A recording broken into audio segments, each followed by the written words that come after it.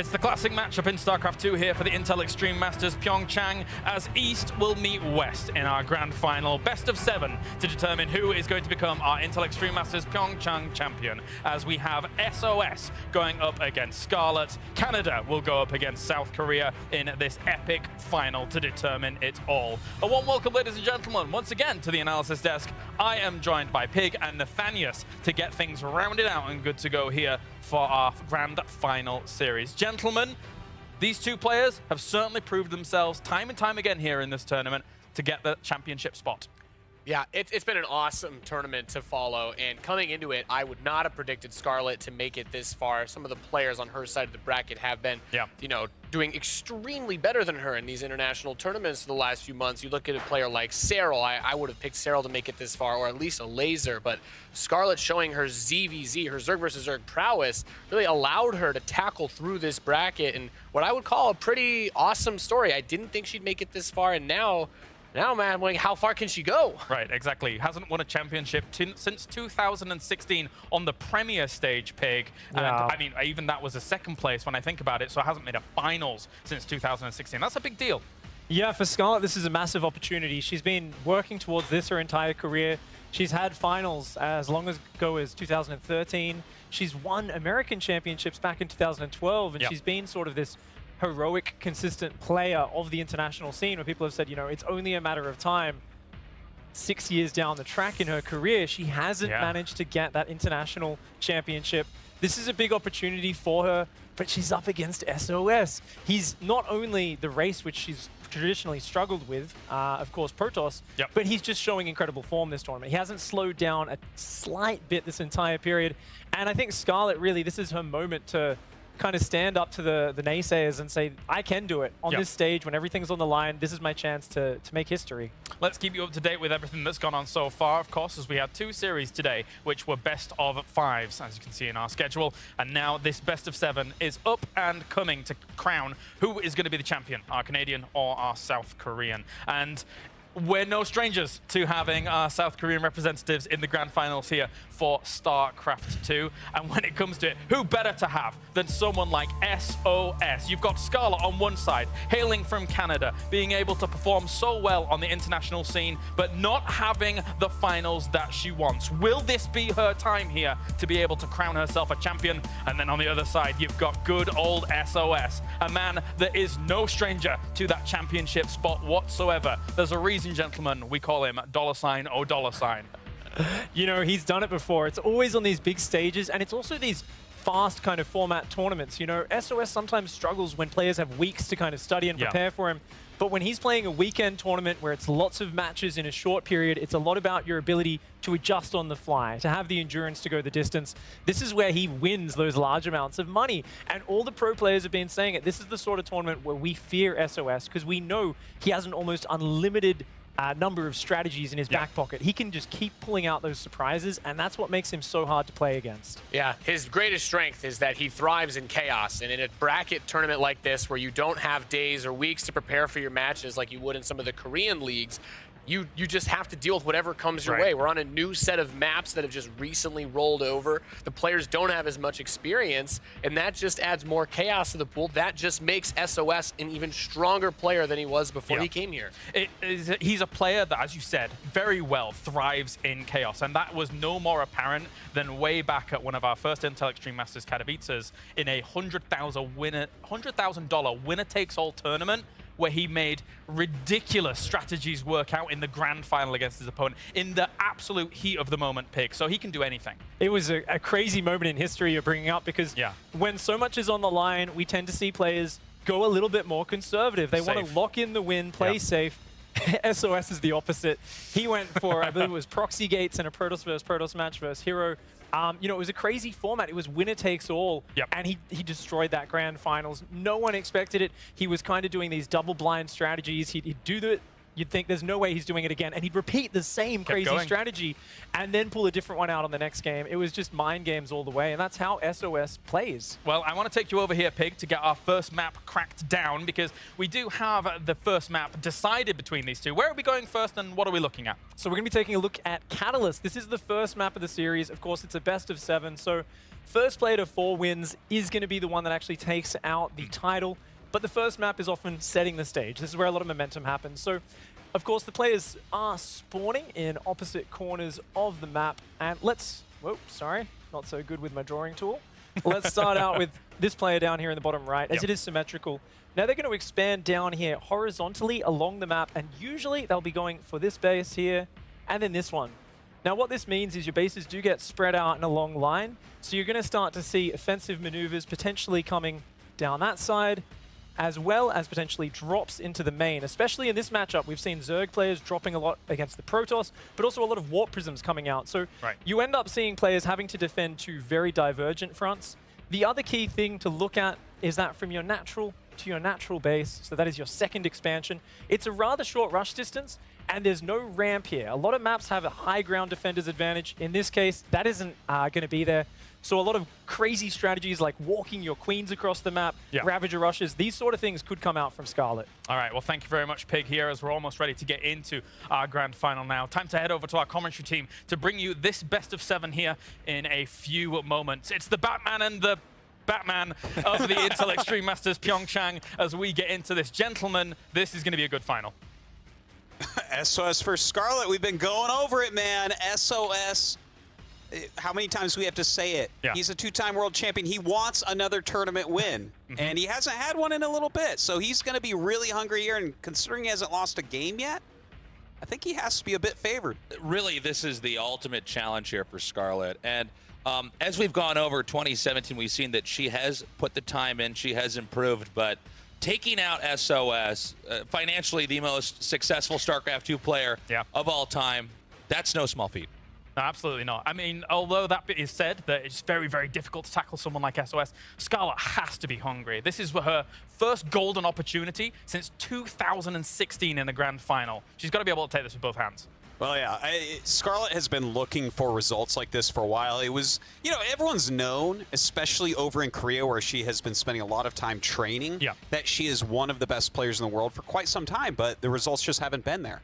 She hasn't been winning tournaments overseas. She hasn't been winning tournaments in Korea. You know, a lot of strong play, but strong play only does so much for you as a pro gamer that is at that top level. You want that victory. And SOS is going to be employing the mind game, surely. Oh, absolutely. I think some of this is going to come down to Scarlett's instincts on point when this game actually picks up, because you can practice the matchup overall as much as you want, unless you're able to deal with all the deceptive things that SOS we know will throw out. We will not know what they are until he does them. We're going to have to see how she reacts to that, if she can keep her cool. And I'm also curious to see how aggressive exactly Scarlett's going to be, because sometimes you can end up bypassing some of the mind games by just getting in their face and having a fight. Thank you very much. Time now to head into our grand finals. Best of 7 for the Intel Extreme Masters.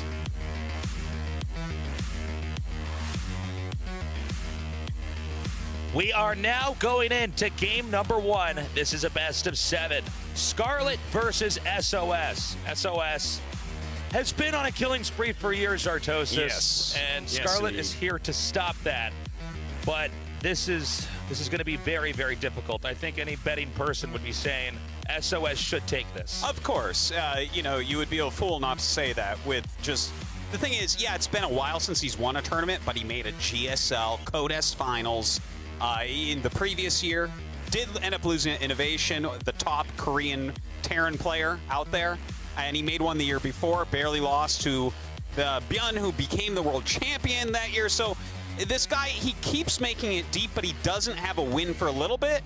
Thing is, this is 7 games. And when you give SOS a lot of games, he shows the depth of his play. They were talking about this a lot in that previous series, where he just pulls out so many strategies. How do you deal with such a player?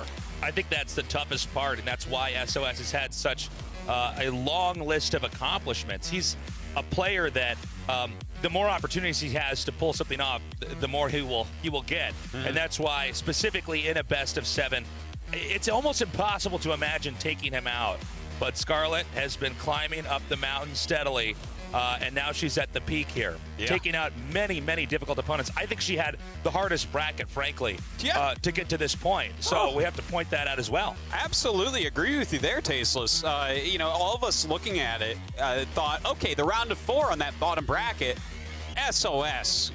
versus special seems very obvious. It just, you know, that was just kind of the way the bracket worked out. But on the top side, we did not expect Scarlett to be there, nor even a Laser in the top 4. So a lot of top-end players up there. Very hard to guess how that was going to go, to predict who was going to end up winning.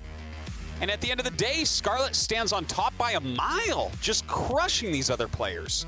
Let's see how game number 1 actually unfolds. Sometimes SOS comes out with a strategy that's so startling, so out there, that it can really throw the mental tempo game off for a player like Scarlett.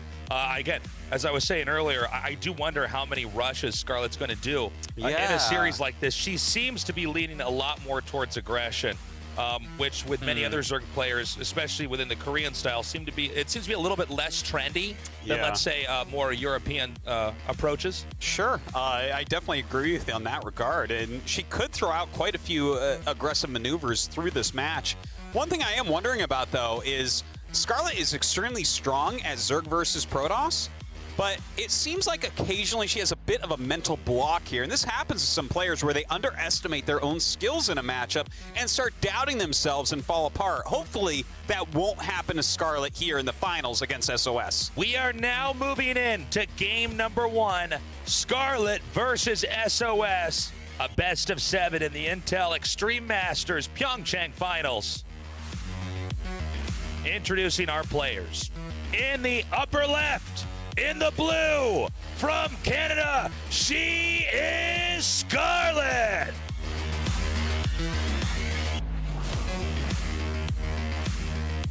And her opponent here in the bottom right, in the red, from Korea, he is SOS.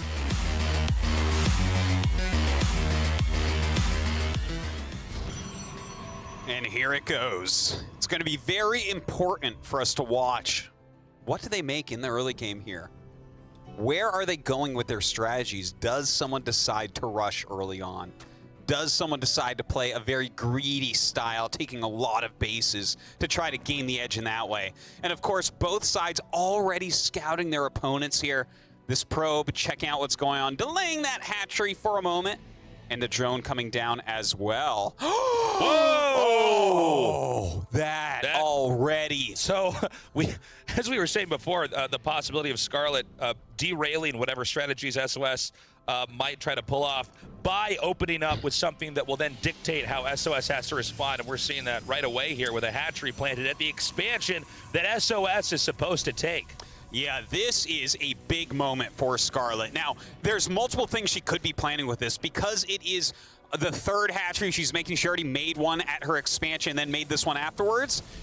It's going to be up a little bit late, so this could just be to slow down SOS a little bit. She might just end up canceling this hatchery and letting him build his Nexus. But by doing that, it's taken some of the rhythm out of SOS's play, especially when you consider how fine-tuned the builds are that SOS tends to bring out. Having to pull for drones like that, probes like that, and delay some other structures from coming out. This could be a little bit tricky now for SOS. Sure. Then again, SOS, somebody who's so good at thinking on his feet. That's true. He may just end up coming up with a different style or opening on the fly. You know, he ends up getting the cancel there. The drone even makes it out, so a little bit of a moral victory here for Scarlett, escaping with that drone. But SOS has decided, okay, I'm going to go ahead, take that Nexus, but put some pressure on as well. Already, those initial Zealots headed across the map. As we see these Zealots headed northbound over to the second base, it's not clear how prepared Scarlett is going to be. We see an Adept just off the territory of Scarlett, now going to push in, and Scarlett seems to be pulling some of her units back, perhaps not really expecting such an interesting counterattack here. And now many of these drones may be taken out. Yeah, already some damage put on them, but they get pulled back very nicely. Great micro here from Scarlett, controlling her units so well, dealing a lot of damage to these Zealots. Interesting the way this game's panning out. This looks like a game from maybe 12 years ago in Brood War playstyle, with the Zealots actually running in and then trying to get behind the minerals. Moving forward here, though, I got to say, I think Scarlett handled that very well. Yeah, the fact that Scarlett did not lose any of her workers is so important at this stage of the game. When you actually commit that many units across the map, you're expecting a bit of damage, but Scarlett takes absolutely none. So far, no real mistakes seen here from Scarlett. SOS is making the first Oracle to try to come in and kill off any workers that Scarlett can use. This unit can also be used to try to monitor the movement of armies later on. By the way, with the scouting of SOS, he does identify the exact moment Scarlett opts to acquire a third base. Yeah, very important stuff, especially with that Oracle already flying across the map. Continuing to utilize his Adepts, kind of shading in and canceling that. It just gives him a little bit of a scout, a little bit of intel as to what Scarlett's up to. But Scarlett's defense so far is pretty awesome. The Queens continue to kind of roam around to try to block any Oracles, and she even gets a full scout off here on the main base of SOS. Oracle now moving out, and it looks as though we're going to see some attempts to stun the workers. And I have to say, I'm a little bit surprised Scarlett reacted that slowly to that. Not that it's incredibly impactful, but yeah, a very tiny victory there for SOS. Definitely a little bit more damage than you would expect at that point.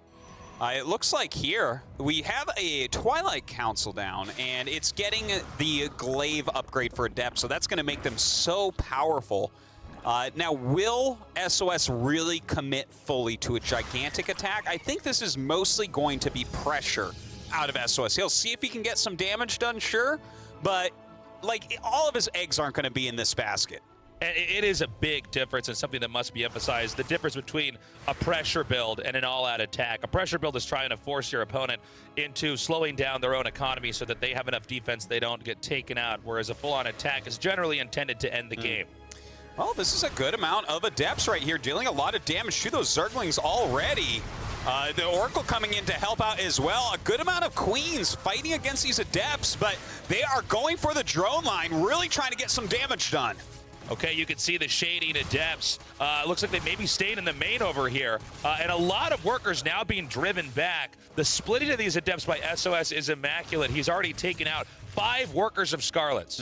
This is some good damage already. This is really what you're looking for with an attack like this. And behind this, there's double robotics on the way for SOS, and he's taking a third base. So again, even when these die, he's in good shape.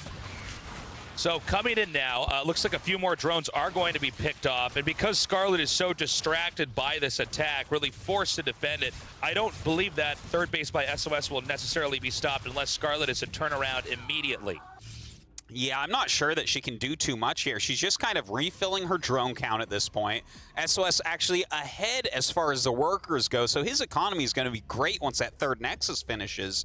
But Scarlett's making roaches, and against a double robotics bay, that's something that you can really punish as SOS. The Immortals are going to come out and really be powerful this game. We see now a Phoenix just trying to drive away that Overlord, and now continuing to check and see how many drones have been remade, whether or not SOS can get a glimpse of what the army composition is. Some roaches are coming out, and we may actually see Scarlett try to put her own pressure on down here in the south. Well, some more roaches are being made, quite a few in fact, so it does look like she wants to get an attack going. You know, a lot of people like to make roaches against the Adepts, but little does she know, really Adepts are not on the menu for SOS anymore. He has transitioned. He's getting a lot of Immortals, Sentries, even some Zealots here to help deal with those roaches. And I have to say, I think SOS looks to be in a position where it's going to be pretty tough for Scarlett to try to break. But with some of these upgrades finishing, I can't really blame her if she does try it. We see this army now headed southbound, and with Queens coming with this shows that this is actually a very committed attack. Yeah. Since the Queens can actually heal some of the attacking roaches, and now some of those roaches being turned into Ravagers, so there'll be some artillery at play here as well, and that may make it a little bit more difficult. But hold on, is this going to be an overextension here for Scarlett? Whoa! You are right about that, Tasteless. Some great force fields going down, but the Corrosive Biles clear them out. Scarlett has a huge army, but these Immortals are so strong against roaches. It's going to be tough for Scarlett to break in still, but it seems as though she is committed. The 3 Queens now coming forward. We need to keep our eyes on those 5 Immortals just at the center of our screen here. Those are the real damage dealers. Yeah, and those Ravagers as well, dealing a lot of damage, throwing down those corrosive biles, getting rid of force fields each and every time. Just the Immortals left over here with a few sentries. Scarlett trying to get on top of them. More force fields coming out. The probes being pulled as well. We have a few links coming down here from above to try to draw some fire from those Immortals, and it certainly is working, but some reinforcements coming in to try to help out here from sOs as well. Oh, these Zerglings doing such a great job at tanking a lot of damage here, but the army of Scarlett is beginning to fall. Just a handful of units left over. The Queens dealing some damage to the Immortals. More Zerglings coming down. Only 2 Immortals left. We see a few more Zerglings streaming down here from the north down to the south. As long as Scarlett can keep those Immortals away, I think the third base from sOs will fall. Some great play here from Scarlett, keeping this pressure on. sOs had that early advantage, but can he hold on at this point? Zerglings coming up, trying to surround this army. Another Immortal falls. Good dodging here by sOs. The fight has now been pushed over to this entrance of the second base here for sOs, and it seems like Scarlett is slowly pushing sOs back. Wow, Scarlett still putting on that pressure, still rallying down a few units, but she has switched it up a little bit at home. Some drones are being made. She's continuing on her tech tree, so this is just about the end of the attack. sOs will not be killed off here. I'm curious to see how many workers were actually killed off back there in that fight, because that's going to be the real story. And it looks like actually that was a decent amount of damage. So while the third base remains, the number of workers that can gather resources has been reduced enough that I would say nicely done there by Scarlett. It's still not enough to win the game, but it does put her in a pretty interesting position. She now takes a fourth base, and this is not where Pig was expecting a fourth base to ideally be taken. This one is more out towards the center of the map, an easier location for sOs to push. That is true, but sOs doesn't have a very large army after that. She took out a lot of his units and very nicely transitioned back into building her economy, back into making drones. So when we take a look at what their economies look like, 72 workers against 49, Scarlett is in a very strong spot this game. I'm curious to see what exactly sOs is going to try to do to get ahead here. It seems that he's going to set these 2 Adepts over here, and this is nothing major. It's more of a distraction here for Scarlett, which is cleaned up immediately. But sOs either needs to get another base or try to come up with some kind of a push. And I think, to be honest, oh, excuse me, he's doing it right now. The push is actually coming out. But as I say that, it seems like sOs is backing off. This is a very, very tricky position because Scarlett's already gone to another phase in this game, and she may be waiting to gear up and smash an army that does come out from sOs. A supply difference right now of 152 to 106. Scarlett in a very serious lead. Yeah, she is in great shape right now. Even when you look at the upgrades, she's got 3 different upgrades going on for her units, plus attack upgrades against just 1. She's getting speed upgrades, range upgrades, just making her units so much more powerful. But sOs is keeping her busy at least. Look at this, a little bit of harassment at main base. The thing is, Scarlett is so on top of everything, she does not lose even a single unit. From here, sOs's options are truly limited. We see an observer coming out now, trying to get a glimpse of what the army composition is, and a scary one it is at that. With these lurkers out here, it might be quite easy for Scarlett to force her way into sOs's base, set up a position that sOs cannot deal with, and as that damage continues to be output, the expansion should fall, and we see that attack happening right now. All right, Scarlett coming down. This is a scary army indeed. But sOs, he's got some Immortals out here, some Archons. His army isn't too bad, so he has a chance to defend this. And at the same time, he has a Warp Prism on the map. That is so crucial. If he can get damage done while Scarlett's entire army is down attacking him and defend, that's where he can come back in this game. Oh, and it's taken out, completely eliminating that option. Scarlett pushes in at this moment. sOs trying to get into a better position, backing up, hoping to use this area as a bottleneck so Scarlett's army can't quite move through. I am thinking this is very rough for sOs right now. He doesn't have any aggressive options. He's splitting up his army. It looks like he wants to try a massive flank on Scarlett's army here, but I don't know if that's going to be enough. I think it might not be enough, Artosis. These Zerglings now spilling in. A dozen workers already killed off. Now, from the north, SOS tries to come in from behind. Does he have enough? The Hydralisks immediately turn around, and that's going to be it. GG! Scarlett takes game number 1. That was a fantastic play from Scarlett. She really mixed it up with that offensive hatchery, blocking the nexus of SOS for quite some time. Perfect defense against the counter harassment from SOS when he sent his Zealots and his Adept across the map. And then, you know what, SOS, he flies up his Oracle, no damage. He sends up a bunch of glaved Adepts trying to kill drones. She, again, blocks it beautifully. The defense of Scarlett was awesome. In game number 1, Scarlett was the initiator, coming out and dictating the tempo of that match. But will she do it again? Obviously, she can't keep using the same strategy over and over, and certainly not against a player like SOS. I'd say a player that's shown the greatest depth and range of strategy in StarCraft 2 history. It is a best of 7, so while Scarlett has a lead, she has not closed this out yet. What are you expecting to see here in game number 2, Artosis? Well, Tasteless, that's the whole problem, right? After what she did in game number 1 with the offensive hatchery, following this up with a giant roach attack after some brilliant defense, I don't know what to expect out of Scarlett, but on SOS's side, he might look at this and say, you know what? It's time to get aggressive. It's time for me to be the one on the offense. It's time for me to attack you. We are moments away from starting game number 2. Again, SOS, a player who, if given enough breathing room, can pull off almost any strategy imaginable. Scarlett, with a newer, more modernized, aggressive style here in 2018, seems to have had put SOS on his toes. Moving now into game number 2, introducing our players. In the bottom right, in the blue, from Canada, she is Scarlett!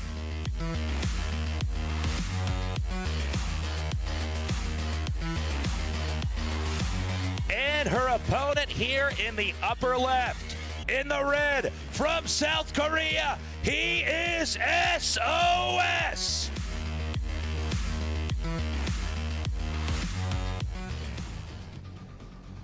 This is going to be so interesting how they decide to play this map. Neon Violet Square. It's one of our really strange maps where you have that kind of hidden third base behind your main base, behind your natural. Right there, as you see, no easy way for your opponent to attack that. So this is a map where you can get up to a very large economy without much danger to yourself.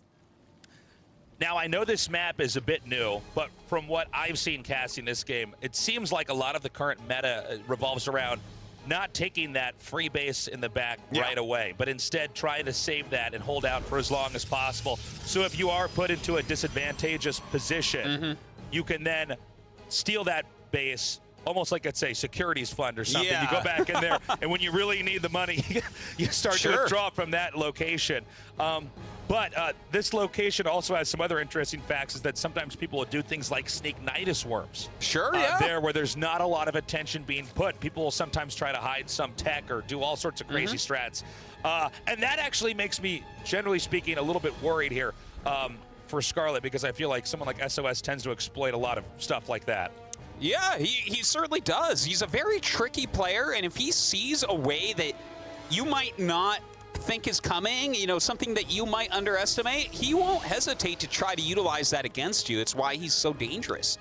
But we'll have to see what he goes for. It's a little bit early in the game to try to guess, but a Stargate will be coming up here from SOS. But again, this is a very standard way to open up with Protoss against Zerg. You know, it gives you some potential to do a little bit of damage, to clear out a couple Overlords with a Phoenix or a Void Ray, and, you know, at least get scouting done, see what your opponent is up to. Yeah, in the current way Protoss players are approaching the game, if we see a Stargate, we don't really bat an eye. That's pretty much par for the course in an ordinary opener in this matchup. Now, with SOS, we still just don't know what direction he's going to try to take this game. Especially in that last series we saw with SOS against Special, he was exhibiting such a range of different approaches in mind games. You know, some games doing a pretty crazy DT rush, in another game using a Colossus to try to harass various locations and shut that down. Anything is still possible here.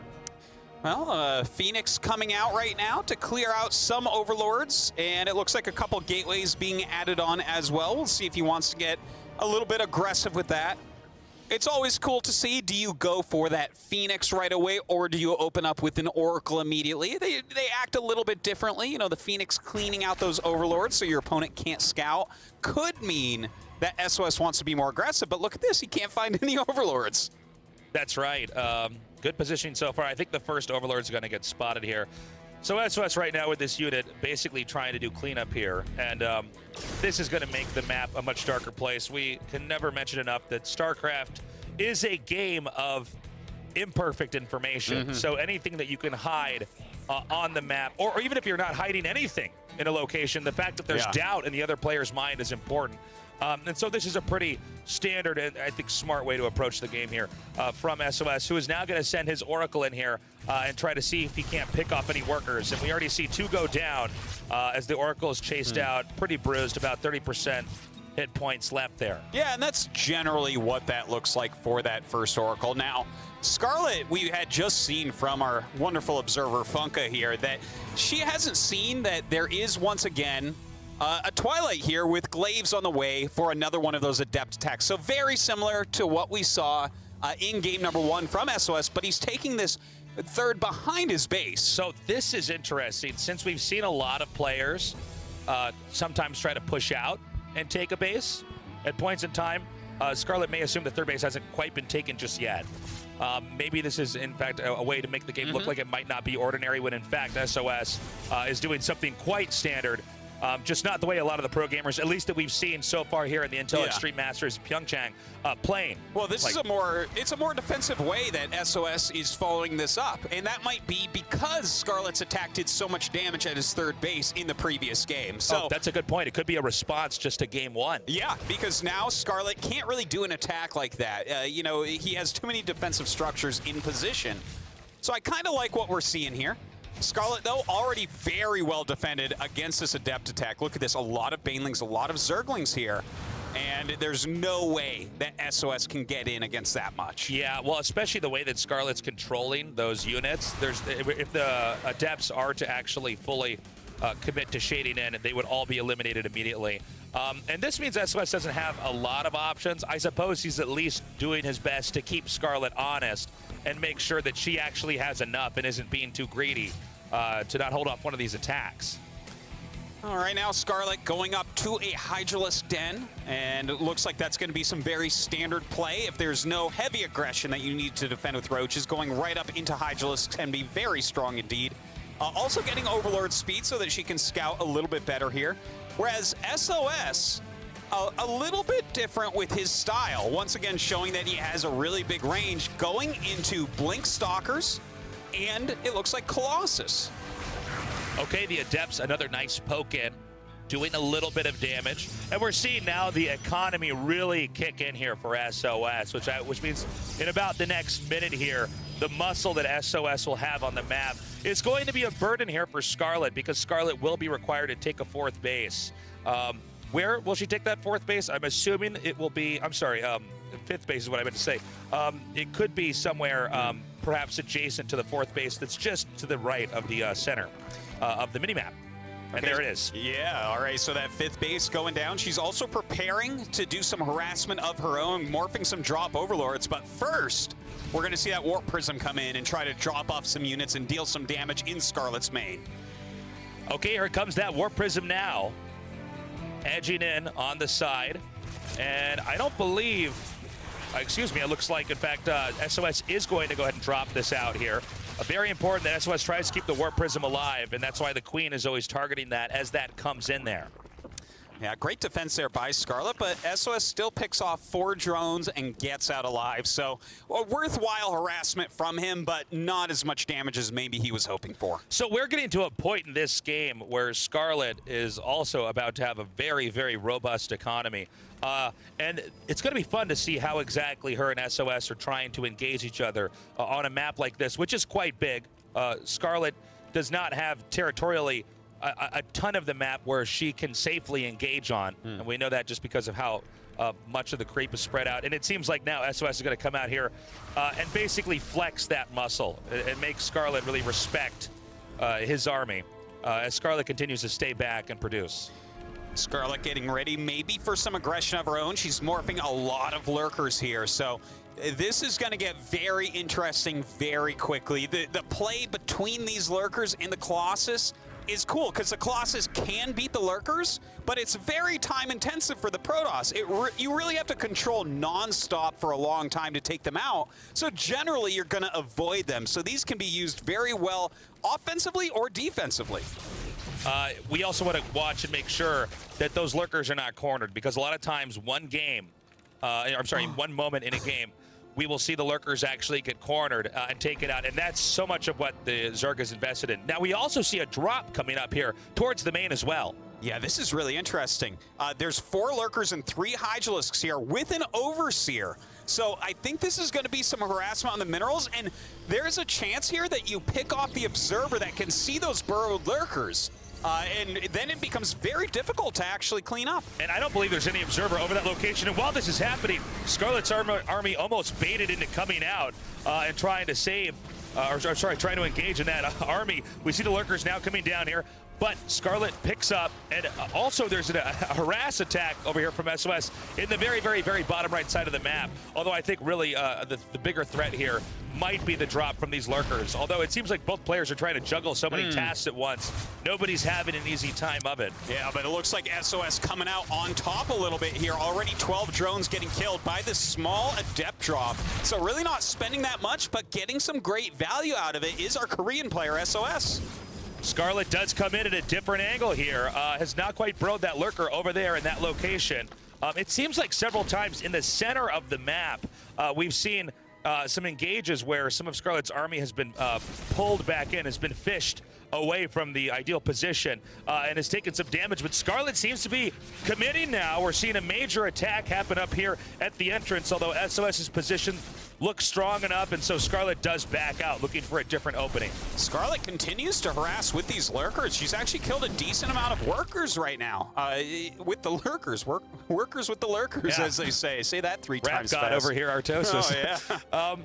So Scarlett is now setting up for an attack in 2 different locations. It looks like she's actually drawn at the majority of SOS's army over to the screenshot we have here. But down in the south, this push is coming in, and SOS is having to relocate, although it does look like he's relocated fast enough to drive away that initial attack. So Scarlett then moves back up and tries to wedge her way in further, trying to make a divide between the 3rd base and the 4th.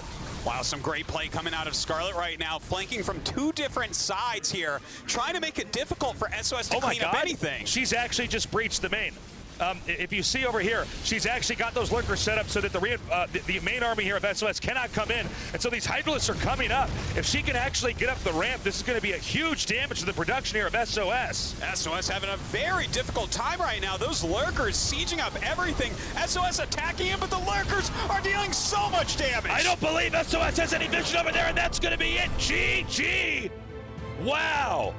Scarlett gunning down that Observer back there, wedging her army between the exterior expansion and the main army of SOS, and then that 2nd base coming in there doing so much damage. There was just nothing that SOS could do, and now Scarlett is up with a 2-0 lead. We are very close now to possibly having one of the biggest upsets in a final in StarCraft 2. Yeah, in StarCraft 2 history. But of course, we're not done yet. No. Scarlett still needs to win 2 more games. Certainly, you're right about that. But look, that was so technical. There were so many things going on that we were struggling to even describe it all. Scarlett dropping all over the place, kind of poking down at the 4th base with those Hydralisks, with those few Zerglings and Banelings, pulling SOS out of position. You attack somewhere, and your opponent has to respond. And when he responds, Scarlett moves in elsewhere. And when he goes back, she goes back. So this was like a very nice move from Scarlett, kind of dictating where SOS had to bring his army. Just beautifully done by our Canadian player. You know, when the game picked up, you could see that so many things were going on the map First of all, you and I couldn't quite keep up. The Observer couldn't quite keep up. The two players couldn't quite keep up. Yeah. There were lurkers that weren't quite burrowing. There were warp prisms that weren't being moved when they needed to because there was actually so much happening before the dust settled, and then Scarlett saw that opening and went for it. We now go into game number 3 with Scarlett versus SOS. Introducing our first player in the bottom right, in the blue, from Canada, she is Scarlett.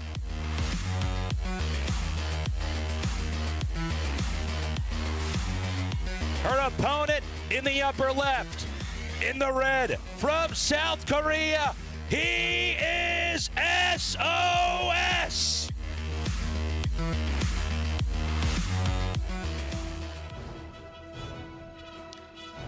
Well, we'll have to see what strategies are going to be pulled out this time. Scarlett actually with a pretty quick gas and spawning pool, so it looks like she's probably going to be aggressive right off the bat this game. Of course, yes. SOS down with the probe. Going to follow this drone down to that natural expansion where Scarlett does want to expand to.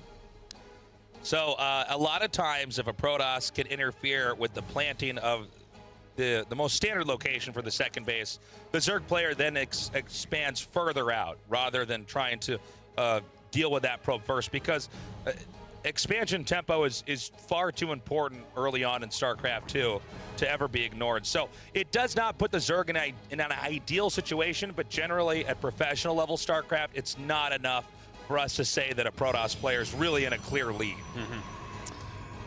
You know, 6 Zerglings being made, Zergling speed on the way. This has to make SOS at least a little bit nervous. You're not really sure what Scarlett's going to do, but the fact that she's getting Zerglings out this quickly means that she can kill off any probes near her base. It's going to be even harder to scout. She could go into unit production. And we just saw in Scarlett's first-person view, she's making an evolution chamber. This means that she wants to transform an Overlord and drop those Zerglings into the main base. So this is something that can certainly cost the Protoss player a good number of workers if it's not handled correctly. And we already see those Zerglings now attacking over here at the front where the Wallen is to keep a little bit more pressure on. But of course, when Zerg is doing this, it can be a bit of a double-edged sword, investing in those units. Oh, hold on. Okay, the cancel was forced there, and the Zealot is now out. But this is a double-edged sword in some ways, because if the Zerg doesn't do that much damage, then the Protoss is going to end up ahead for a while in workers. Now look at this, that Overlord being morphed. The probes are coming over. Zerglings drop out one at a time, so if they're there waiting, SOS can stop those Zerglings, but she actually attacks the front once again. A full wall in is made. SOS is actually defending very well so far. Yeah, this is very good footwork here by SOS. Scarlett, you know, continuously mixing it up with these various attacks. And it looks like there is actually a small opening to try to come in here with these Zerglings. So the maneuver from Scarlett did seem to pay off. And now we have to see how many more probes will be taken out. We're already up to 4. All right, a shield battery even being made, so SOS is not taking this lightly whatsoever. Going down, dropping more Zerglings into the main base. Zerglings also attacking here at the Wallen once again. Very awesome play here by Scarlett, hitting so many different fronts at once. The Zerglings now looping back around, and I think that, in fact, the entrance of SOS's base may be broken open here, and that would mean no gateway for the time being. If she can take down this gateway, that is huge. It goes down, and that means that this Adept should be picked off as well. More Zerglings dropped off into the main base. GG! What? Oh my god, this is pure madness. Scarlett starts out 3-0. She only needs to win 4 games, and she becomes the IEM PyeongChang champion. A smile cracks from Scarlett's face the moment that game ends. It was so intense. I think you and I are both expecting perhaps for that game to go on a lot longer as SOS would eventually hold, but the maneuvering, the fancy footwork there from Scarlett was just too much. We will be going to game number 4 after this short break, so don't go away. We'll be back here soon at the Intel Extreme Masters here in PyeongChang.